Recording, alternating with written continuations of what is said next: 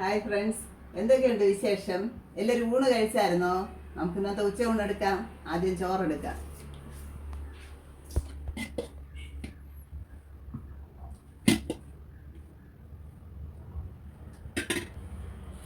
പയറും ക്യാരറ്റും കൂടെ ഇട്ട് തോരൻ വെച്ചതാണ്, അത് വയ്ക്കാം.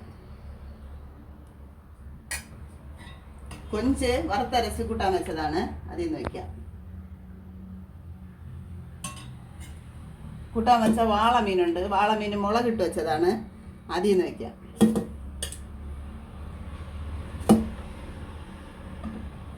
ഫ്രൈ ചെയ്ത വാളമീനുണ്ട്, അത് വയ്ക്കാം. കുറച്ച് മാങ്ങ അച്ചാർ വയ്ക്കാം.